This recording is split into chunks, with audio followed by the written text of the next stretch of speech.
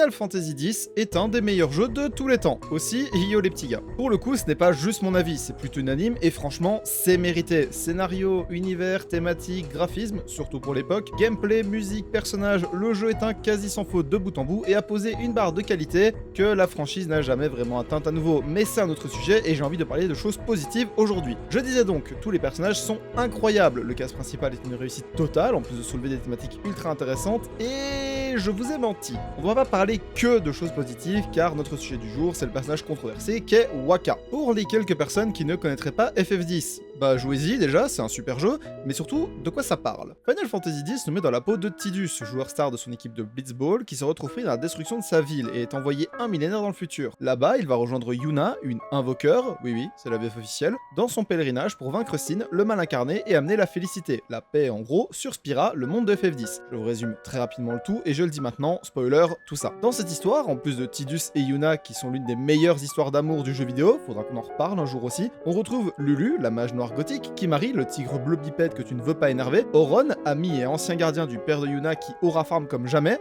Non mais sérieux, regardez son intro avant de vous rejoindre.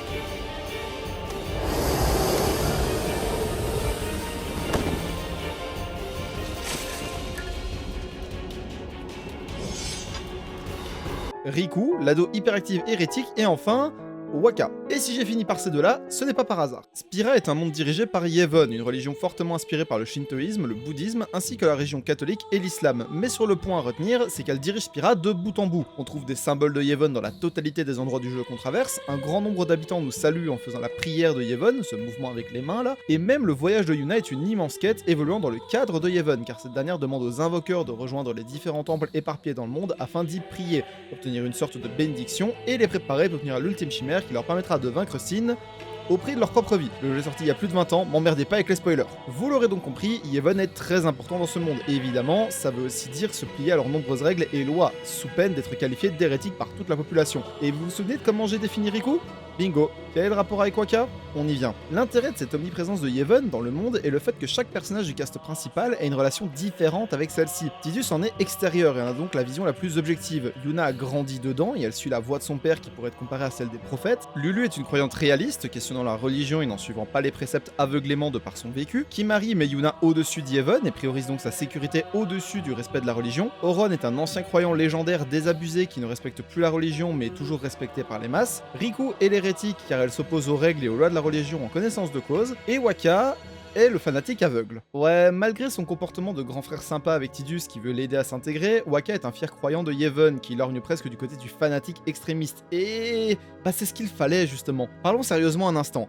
Les fanatiques extrémistes sont une plaie dans le monde réel et dépeignent les pires aspects de la religion qui sont au mieux exagérés et au pire mensongers, utilisent uniquement les passages qui les arrangent du livre saint qu'ils vénèrent, quand ils ne réécrivent pas carrément des passages pour les arranger en plus de créer une généralité aux yeux du plus grand nombre sur les personnes suivant une religion. En résumé, les fanatiques extrémistes, c'est de la merde. Mais dans le cadre d'un jeu vidéo ou tout autre média scénarisé, ils permettent de montrer aux joueurs une dérive de la religion, un produit né d'événements difficiles que cette dernière a réussi à utiliser, de manière volontaire ou non, afin de transformer quelqu'un recherchant de l'aide en un parfait petit pion aveugle. Ayant perdu ses parents très jeunes, Wakka grandit sur l'île de Bessite avec son petit frère Chapu ainsi que Lulu, et la bonté des habitants de l'île fut le premier pas qui le poussa dans les préceptes de Yevon, le menant donc à croire qu'en les suivant et en expiant leurs fautes, Sin viendrait à disparaître. Durant cette période, il adopte un comportement beaucoup plus paternel avec son petit frère, au grand désarroi de ce dernier, mais les deux vivent une vie plus ou moins confortable, et c'est d'ailleurs durant ces années que l'aîné va se passionner pour le Blitzball et rejoindre l'équipe locale de laquelle il deviendra capitaine des années plus tard. Un an avant le début du jeu, Chapu rejoint les Bannisseurs, une force armée travaillant de concert avec Yevon, enrôlement qui signera sa mort lors d'un affrontement contre Sin, et cet événement marquera un tournant drastique dans le comportement de Wakka. Il n'a jamais eu de ressentiment envers les bannisseurs, car ces derniers protègent la vie du peuple au péril de la leur, mais il en a voulu à son petit frère de ne pas utiliser l'épée fraternité qu'il lui avait offert, vous savez, la super épée bleue qui est devenue l'épée de Tidus, au profit d'une machine Albed, action qui vont amener à deux conséquences sur son caractère, une foi aveugle en Yevon et une haine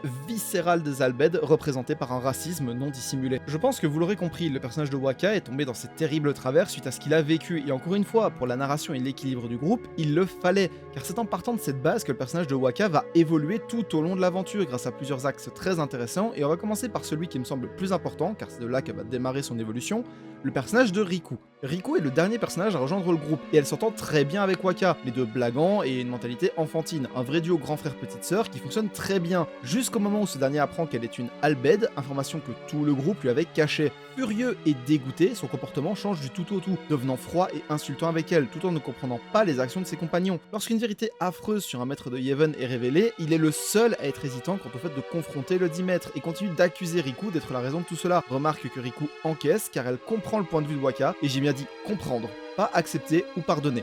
Par la suite, le groupe se retrouve séparé d'Yuna et atterrit sur l'île de Bikanel, lieu où se trouve la base des Albed qui est sous l'attaque de Yevon. Devant le massacre de ceux qu'il considère comme des hérétiques et la tristesse de Riku, Wakka remet en question les actions d'Yevon, ne comprenant pas pourquoi une telle violence, tout en reconnaissant que les raisons derrière les actions des Albed, à savoir kidnapper les invoqueurs, sont compréhensibles car ils ne veulent plus les voir se sacrifier pour le peuple. Et c'est maintenant que le deuxième axe de son évolution entre en jeu, le véritable visage de Yevon. Dans les préceptes de Yevon, l'utilisation des machines est interdite, car ce serait l'utilisation intensive de celles-ci qui aurait amené à l'apparition de Sin et le malheur sur Spira depuis le dernier millénaire. Sauf que Yevon, ils sont plus dans une mentalité fais ce que je dis, pas ce que je fais. Et alors que le groupe prend d'assaut la ville de Bevel pour sauver Yuna, on découvre que la religion utilise de nombreuses machines interdites, ment au peuple sur les invoqueurs et le pèlerinage, en plus de garder dans le monde des vivants des gens morts depuis belle lurette pour maintenir l'équilibre de la région, et tout cela va avoir un impact sur Wakka, qui va petit à petit les rejeter avant de s'en détacher entièrement, se libérant donc de l'emprise de Yevon sur sa vie afin de repartir sur des bases plus saines, toute cette évolution faisant de lui un des personnages les plus intéressants et réalistes du jeu. Je pense que vous l'aurez compris, mais Wakka est une représentation du fanatisme et des dérives sectaires. Aveuglé par les préceptes de Yevon qu'il suit depuis son enfance, et suite à ses expériences passées traumatiques, il a élevé sa religion au-dessus de lui et du reste, croyant dur comme fer que cette dernière était la seule solution au mal qui menace son monde, pour finalement se rendre compte que ce qu'il suivait était corrompu jusqu'à la moelle, en plus de stigmatiser des gens qui, au final, sont comme lui et ceux qu'il aime. Wakka est profondément humain, car n'ayant aucune idée du chemin à suivre étant enfant, il s'est tourné vers la seule chose qui pouvait le guider, car c'est ce qui guidait le monde et la majorité autour de lui. Ce n'est qu'au contact de personnes plus ouvertes d'esprit et pointant les incohérences de sa foi qu'il a fini par la remettre en question, mais surtout par remettre ses actions en question, comprenant qu'il a été une personne horrible par le passé, refusant d'écouter quoi que ce soit, et la réponse que lui donne le chef des Albed est à mon sens la meilleure possible. I guess I didn't know anything about the Albed. Didn't know anything. Didn't want to listen to anything. I was a big jerk. So, I'm sorry, huh? Please forgive me. Don't let it bother you. Hey, I'm guilty of hating those darn Yevonites myself. Well, there's a lot of folk in this world. Some of them good, some of them bad. That's all there is to it. Je souhaitais parler de Wakka car il est un personnage que j'aime énormément. Plus jeune, quand j'avais 7 ans quoi, je le voyais comme ce grand frère cool qui charrie des plus jeunes mais qui souhaite leur bonheur avant tout. Et en grandissant, j'ai vu les facettes plus sombres du personnage qui étaient dues à son passé difficile et le monde sectaire dans lequel il avait grandi. Si vous n'aimez pas Wakka, c'est votre droit et les goûts ne se jugent pas, mais j'espère au moins qu'à défaut de l'aimer, j'aurai réussi à vous faire comprendre pourquoi ce personnage me plaît et est intéressant, aussi bien pour lui-même que pour ce qu'il représente.